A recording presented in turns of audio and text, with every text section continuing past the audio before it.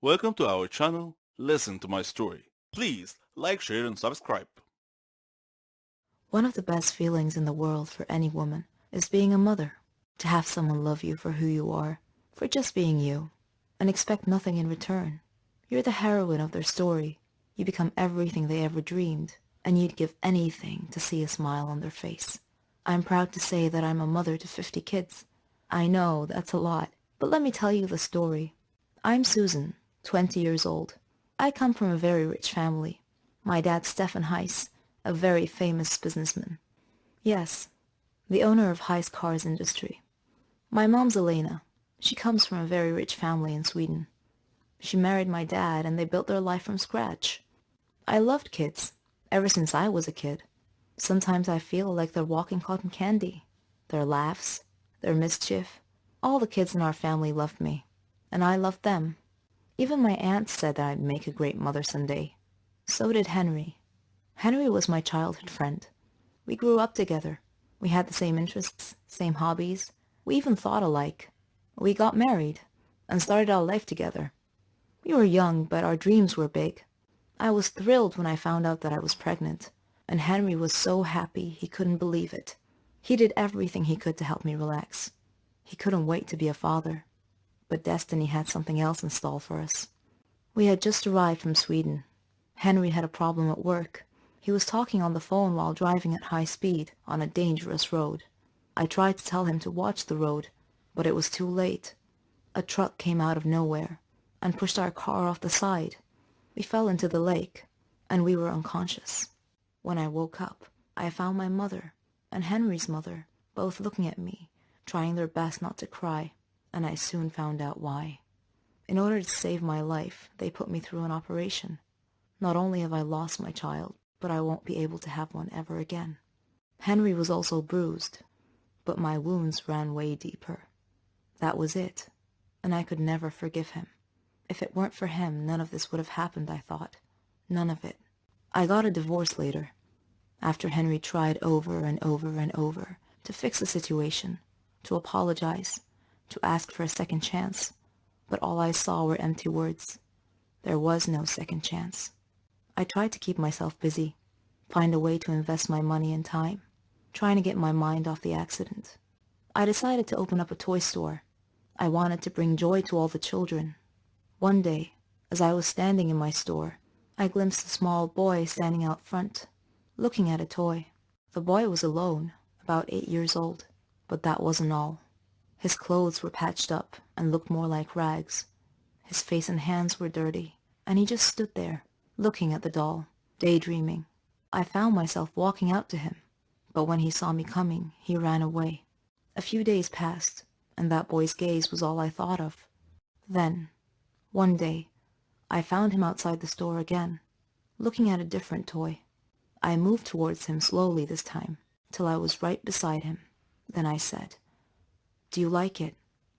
The boy freaked out and tried to run again, but I caught his arm this time and said, "Don't be afraid. I'm Susan." The boy looked at me, terrified, and I smiled. He started to relax. He told me his name was Billy, and that he was 7, and that he lives nearby. When I asked him about his parents, he said he never knew them, that he lived with Uncle Max. I asked him who Uncle Max was, but he cast his eyes down and was nervous all of a sudden. He looked a bit scared. I got curious, so I took him home with me, let him shower, and prepared a hot meal. I told him that I'd take him home after he'd eaten. I asked him about where he lived. He was quiet for a second. Then he said he had to go, that his brothers and sisters were waiting for him. I asked him how many he had. "Around 50, he said. I was shocked. He told me that they all lived in a big room with Uncle Max. "But how is this Uncle Max able to look after you all?" I asked curiously. But he got nervous again, and he insisted that he must leave, so I decided to take him there. Maybe it'll help clear some of the mystery, I thought. I drove, and Billy was guiding the way, until we got there. The place was a bit far from all the other houses. It looked more like a dump, with some sort of shack built on it. A man was standing in front of the door, holding a kid by the arm and beating him senseless. The boy was younger than Billy, and Billy was shaking next to me. mumbling to himself, "He's gonna hit me too. I'm so late." Then he turned to me and said, "Bye, Susan. You have to leave now, quickly." And then he ran towards the shack. I backed up the car and stood nearby to see what happens. The man hit him hard across the face, and I heard him say, "Where's the money you stole today, boy?" Billy turned out his empty pockets, and the man dragged him inside by the collar. I wanted to help, so I decided to call Henry, who was more than happy to answer my call. I told him what had happened, and he came to me. We approached the shack together slowly and looked through the window. A lot of children, ages from 3 to 7. The place was a real dump. The man was sitting at a table. It had food and drink. Billy was dragging a heavy sack on the floor, and another kid was carrying a cup to bring to the man, who snatched it out of the boy's hand. Then he got up and started waking the rest of the kids, telling them to get out there and bring him money, that they would face a real nightmare if they didn't. I wanted to barge in, but Henry stopped me. He called the police instead. The police came quickly, and they caught the man. Apparently, he kidnapped these children from parks and surrounding areas, so they could steal for him, and he would starve them and beat them. The police didn't know what to do with all the children, and I felt like this was my second chance. I told the police that I would build a home big enough, and I would take them all in, to give them the care and love that they deserve. And that is how I became a mother to 50 kids. Hello everyone, I'm Lauren. Did you ever wonder what it would be like to have your life completely destroyed by someone close to you? Ever thought about what you would do then? I didn't have time to think, because that's exactly what happened to me. It all started 2 years ago.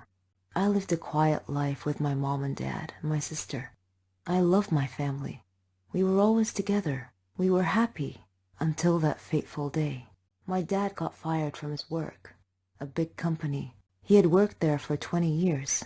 The only money we had then was what he had managed to save over the years.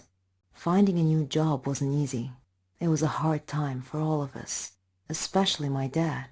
He was becoming desperate. At times, he just sat there, quietly, deep in thought, and I rarely saw him smile since. One late night, we were still up waiting for him, when he walked through the door. But something was different. He wasn't walking straight. It was the first time in my life seeing him drunk. I decided to take matters in my own hand. I started job hunting. I was lucky enough to find something suitable at a startup company. The pay was good enough, and the more I worked, the more I earned. I was trying my best to get our life back. I was giving it all I've got. My dad started asking me for money. I was more than happy to give him what he needed. I didn't even ask what it was for. Then he started asking for more. He came late almost every night, and he was never awake in the morning. It seemed like we hadn't talked together for ages. Then, money started disappearing from my purse. I got home from work one night. It had been a long day, and I was really tired. I put my bag in my room, and I went to the kitchen to find something to eat. I made myself a sandwich, then took it back to my room. But when I got to the door, I saw a shadow moving inside. I thought everyone was asleep, so I opened the door slightly and looked inside. I couldn't believe what I saw. My dad was standing over my bag, and my wallet was in his hand. He found no money in it, so he threw it on the bed and started going through my purse. At that moment, my mom came down the stairs. She had my dad's shirt in her hands and a small pack of white powder. I looked at her face. Her eyes were filled with tears. I tried to speak, but found nothing to say. My dad came out of my room. He saw us standing there. He tore the shirt and the pack from my mom's hands. He was hysterical. He started breaking things around him. Suddenly, everything changed. My mom and I were too scared to move. But then my sister came running down the stairs. He pulled her towards him and held a knife to her throat. He threatened to kill her if we didn't give him money, without a moment's thought. I did what he asked. Things only got worse. Nothing was ever enough. He asked for more and more money, and if I refused, he'd get violent, beating up anyone in his path. I couldn't stand by and watch, so I would just give him what he wanted, until I decided enough was enough. He barged down the stairs one evening and asked for all the money I've got. I told him we had expenses to pay, the rent, school fees, but none of it mattered to him. He asked me again for the money and threatened me if I didn't do what he asked. I refused. He hit me so hard that I crashed my head against the wall and fell to the floor, bleeding. Everything went dark. My mom took me to different hospitals, and I had to do a lot of checkups and tests, but all the doctors said the same thing, that this was it. I was sentenced to live my life in darkness, never to see the light again. Bumping my head against the wall was one of the reasons, but apparently my psychological state played a huge role in my recovery. The doctors suggested that I'd be taken to a psychiatrist. My dad felt sorry for what he had done to me. He quit the drugs and alcohol, tried to be proper, but it was because of him that I was in this state. I didn't know if I could ever find it in myself to forgive him. I was torn inside. He was my dad, but I couldn't forget what had happened. I stopped talking shortly after, and he left, disappearing from our lives. No one knew where he was or what he was. A year had passed, and he came home. He sounded good, kind of like how he was before. He's trying to make up for what he had done. But to me, nothing he does makes a difference anymore. Kind of like how he was before. He's trying to make up for what he had done. But to me, nothing he does makes a difference anymore. I'm still in the dark. That's something I'm gonna have to live with my whole life. I can't change that. What do you think I should do? I adore my family. I adore our get-togethers, our joking around, our meals, everything. I can't imagine my life without them. But one day, I almost killed them all. No, I'm not insane, I assure you, so don't worry. I'll tell you what happened. My name is Ginger. I'm 18 years old. As you can see, I'm wearing an apron. This is because I love to cook. I like all things kitchen-related. My happiest moments are when I see my family eating a meal together. I always cook for them. They enjoy it too, and they support me. They let me try different dishes from different countries. I like to listen to their opinions about my cooking skills. I'm also addicted to cooking programs. One day, my cousin Charlotte came to visit before Thanksgiving Day. She likes to dress all in black, and today was no exception. For some reason, she had called me earlier and asked me if I had ever heard of Thanksgiving's Day curse. I said no, of course, so she told me that the curse applied to large families who ate a big meal together on Thanksgiving. The curse was the result of an evil spirit named Vicky, who would possess the cook's body in some family's household and poison the whole family. She said that Vicky used to be a housewife who was a great cook and who loved her family, and yet she poisoned them all during Thanksgiving meal. She watched them die one by one, and then she killed herself as the grand finale. At first, I thought Charlotte was joking and trying to scare me, and I told her that it was nonsense, just an old wives' tale. But she said that every legend was usually based on facts. I paused for a second. That was partly true. I went to my room and searched the internet and found the same information about the curse that she had relayed to me, which frightened me even more. Vicky was just like me, or was it the opposite? I stopped myself from getting deeper into this. I needed to focus on preparing the meal. On Thanksgiving's Day, my father bought some groceries, which included a white bottle of liquid. I presumed it to be milk, though it smelled a little weird, but I thought it was my imagination. My aunt called and said she would be arriving a few minutes later, so I had to hurry and finish the meal quickly. My finishing touch was dessert. It was going to be pumpkin candy. I prepared it using the milk that Dad bought. After everyone had arrived, I served dinner. We all sat down and prayed before the meal. Then, everyone started eating. Things were going well. Everyone was chatting merrily and complimenting me on the food. I was overjoyed. But somehow, I couldn't shake this feeling that something was wrong. I looked at Charlotte, but she smiled supportively. Suddenly, one by one, the people around the table started clutching their stomachs and groaning in pain. The last thing I remember before I lost consciousness was my brother calling the ambulance. When I woke up later, I was lying in a hospital bed, alongside all my family members, who were also lying in the hospital bed. The doctor came in and reported happily that we would all be fine. Then he looked at me and winked. He also said, "Next time, young lady, I suggest not using white paint in your cooking." And that was how I almost killed my loving family. This is Tina, and this is a story about me and my biological mother. My mother is sitting in the cafe of a garden center, staring at her cup of tea. I'm over the other side of the shop looking at some strawberry preserves. I want to attract her attention, but the word mom sticks in my throat. I use it so infrequently. Instead of calling out, I just walk over and show her the jam. Ever since I left home 15 years ago, the relationship between my mother and me has worsened. In hindsight, it was never very good to start with, but it's taken 15 years of counseling and soul searching to realize that. The fact of it is that my mother and I don't like each other much. We don't hate each other, we're just sort of indifferent. There, I've said it, indifferent. Saying it feels like committing some sort of crime. My mother and I live hundreds of miles apart. And in the case of most of my friends, this should mean that visiting home should be a time of joy and excitement. Instead, they are weekends of tense, polite conversation, both of us desperately searching for something in common to talk about. And that is usually what she's currently watching on television. As a 20-something woman, I'm constantly surrounded by reminders that my mom should be my best friend. Advertising aimed at my demographic features glamorous, youthful mothers going to the salons with their best friend daughters. Because it's all so alien to me, I tend to become a little bit fixated. I tend to look beyond the principal plot lines of films and become obsessed with the parts that involve a mother and a daughter for a large, loving family headed by a quirky matriarch. When the film Mamma Mia came out, I went to see it with a girlfriend for a bit of a laugh. It was mainly about love affairs between Meryl Streep and her exes.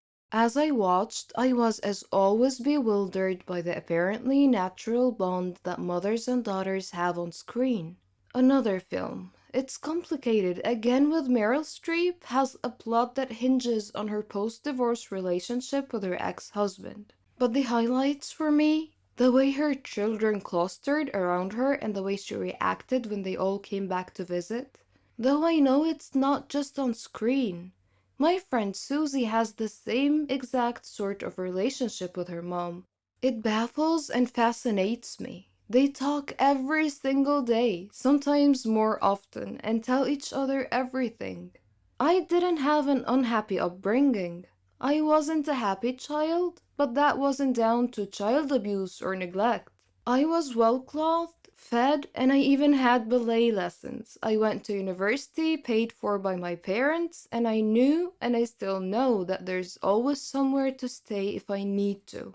But my mother and I never had the sort of closeness I saw in my friends' relationships. They would go shopping or share secrets. They would tell their moms things about their lives. The one time I tried to ask my mother about her teenage years, she told me to mind my own business, and so I did. I grew up minding my own business, and she minded hers. I left home as soon as possible and met my now husband at university, and he quickly stepped into the role of best friend and emotional support giver. I made enduring friendships, most of which I believe to be unconditional. Most of my friends believe me to be a loving and caring individual, and I know I could turn to any one of them in an emergency, and them to me. Yet, I cannot remember the last time my mother and I hugged, even though I hug my friends all the time, and the very thought of it makes me cringe. My mother is the last person I go to in a crisis. She is certainly the last person to whom I would tell a secret or a problem. And if I'm honest, I don't need to anymore, as I have my own friends now. But my lack of a close friendship with her bothers other people a lot. When I say that I don't have a close relationship with her, they ask whether we fight a lot. But no, I don't recall ever having a fight with my mother. That would entail caring enough to bother. I used to go through phases of worrying about it and trying to repair the damage. But all the while, I was aware that I was doing it for other people. I visit infrequently, but I visit. I do it not so I can see her, but if I'm honest, so her neighbors and family can see me visiting. A few years ago, before I realized I didn't care anymore, I called her up and asked whether we could sort it out. Her answer told me everything I needed to know. Sort what out? I stopped bothering from that moment on.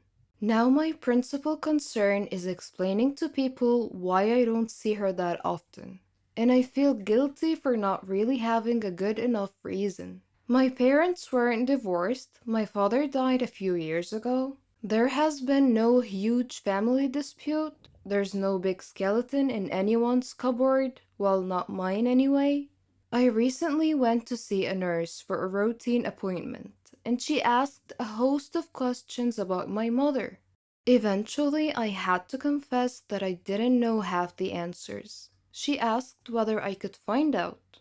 My heart sank as I imagined having to give away a detail of my life, such as why I was going to the nurse to my own mother. Mother's Day is a nightmare. Trying to find a card that doesn't say my mother is my best friend or the best mother in the world or my heroine is not easy, let me tell you. Others try to fix it for me. Why don't you book a spa weekend for your mom? The very thought of my mother agreeing to or enjoying something like that is just laughable. Or they ask, why don't you go for counseling? This would be all well and good if she would ever condone the idea, but it implies a relationship that needs to be mended. Why does it need to be fixed at all? Were my mother a woman I had met on a train and chatted to for half an hour, she would be one of the last people in the world I would want to talk to for a further half hour. If she wasn't my mother, she would be someone I groaned about having to spend any time with. I simply grew up and discovered that I didn't like my mother as a human being. She's not like me. She's self-obsessed, not interested in others, thoughtless, and incapable of genuine warmth. She has no concept of giving love to receive love, and has never asked me a single meaningful question about my life or career. Some people might feel that I have a duty as a daughter to be there for my mother, that it's down to me to repair our relationship. But because of the way she's raised me, I don't feel there is a relationship to repair. I wish my mother no harm, and if she were in trouble, I would help her like a shot. But I would also be there for any of my neighbors and the old man who swears at people from the bus stop across the road. Our feelings are always hard to control. We are humans after all. Sometimes we do things we can't explain, just because we feel that way. I had a student named Daniel, a sweet and innocent child. I was prepared to do anything for him, but don't judge me just yet. First, let me tell you my story. My name is Jolene. I'm a 21-year-old math teacher at a primary school. I live with my sister and my mother. My house was next to the school where I work. I love teaching, and I like teaching the students in creative ways. They loved me, and I loved them. Daniel was a special student, though. Our story began at the start of the new year. It was the first day of school. I missed all my students over the summer break. I missed them so much that I stood by the door to welcome them back. Before I started my first lesson, Mr. Smith, the student affairs officer, knocked on the class door, with Daniel hiding behind his back. Mr. Smith greeted the class and asked them to greet Daniel, but Daniel was too shy and didn't move. So I went over to him to take him by the hand, but he pulled his hand away, which embarrassed Mr. Smith. I asked him to greet his classmates, so he went and he stood in front of the class and he said, "Hello, I am Daniel." Then he went and he sat at the very back of the class. He didn't talk much with the other kids. He didn't like to interact with anyone. Daniel always looked sad, and I thought to myself, he's only 8. What could possibly have made him that way? I tried to get close to him, but he resisted all my efforts. Sometimes he looked like he was hiding some big secret, and later on, I learned what it was. One night, when I was surfing the social media, I came across a horrible news story about a jealous husband killing his wife and another man right in front of his son. The child had been none other than my new student Daniel. Reading that sad story, I started understanding why Daniel was acting that way. I decided to try brightening his life a little. Every day, I would buy a small present and put it on his desk. At first, it had no effect, But slowly he came to love that. During break time, I would sit beside him and we would share food together. I would get him involved in class activities. On his birthday, I arranged a surprise party with his class, his grandmother, and myself. He was so happy that day. After the party, he hugged me and he told me that he loved me. I hugged him tightly. He was not just a student to me. I treated him like he was my own son. He told me that he wanted to call me mother, and that made me so happy. After his grandmother died, he came to live with me. We faced a lot of problems together, but I followed his success in life with pride. Daniel is all grown up now. He's graduating from the Faculty of Engineering. I am so proud of what he has made of himself.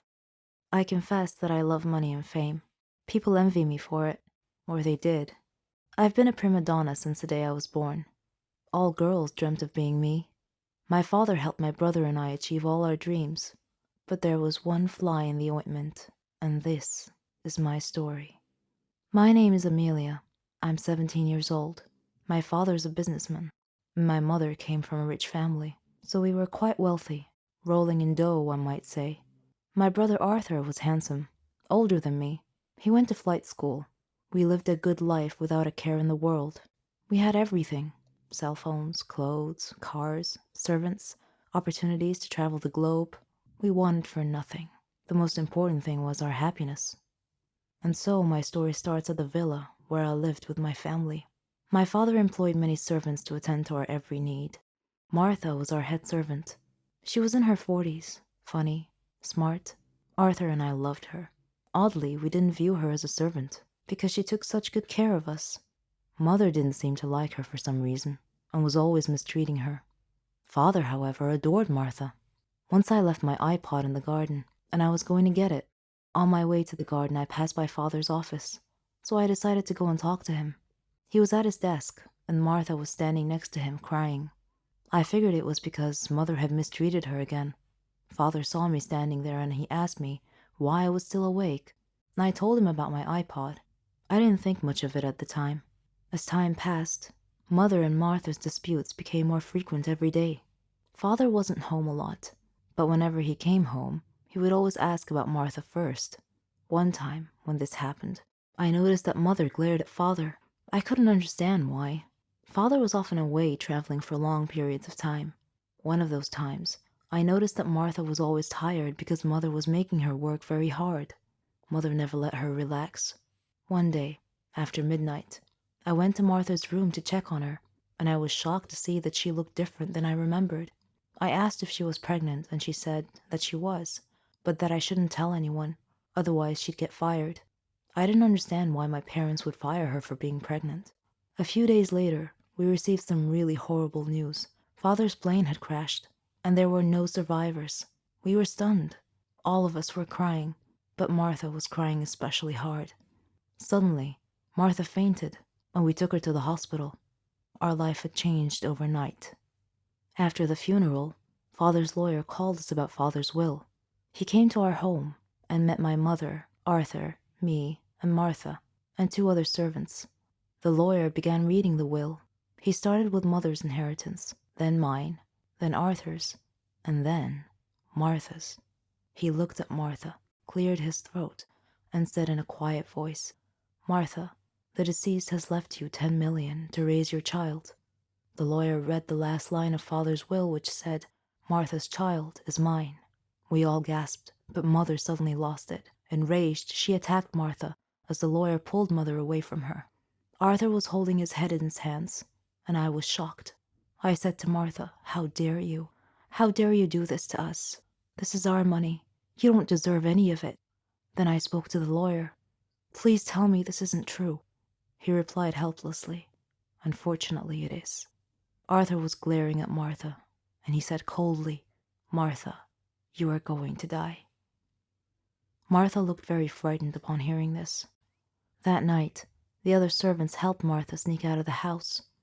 Arthur came to my room that same night and told me that we had to kill Martha. He said he knew where she was, and that her 10 million belonged to us. At first, I was hesitant to get involved. I mean, that was murder, but in the end, I reluctantly agreed to help him. The next day we made a call and hired a hitman.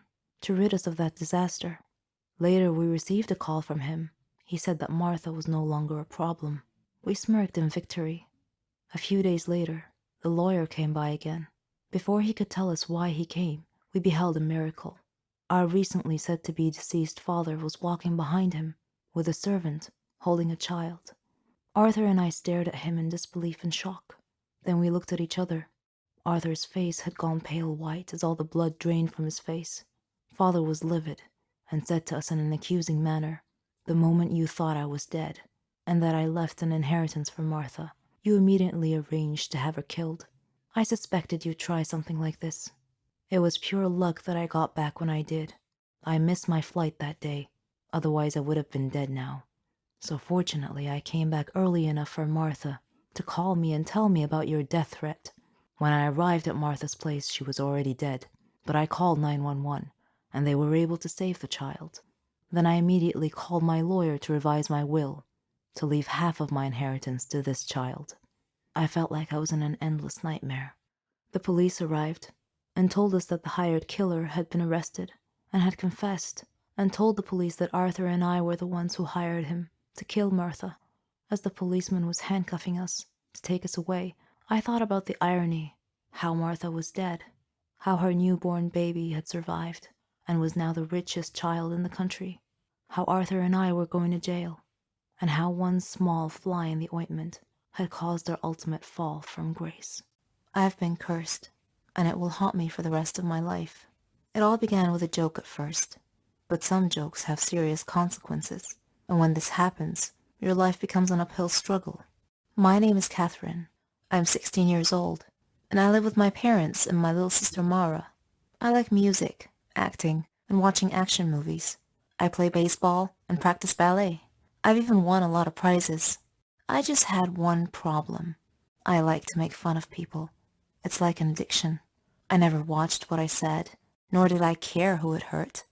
The kids I picked on were actually kind and gentle, but that just encouraged me even more. My friends were exactly like me. In fact, I was their leader. We walked like we owned the school. We had a classmate named Norman. He wasn't exactly what you'd call in good shape. He was quite the opposite of fit. During class breaks, my gang and I would steal his lunchbox and throw it around each other, keeping it away from him.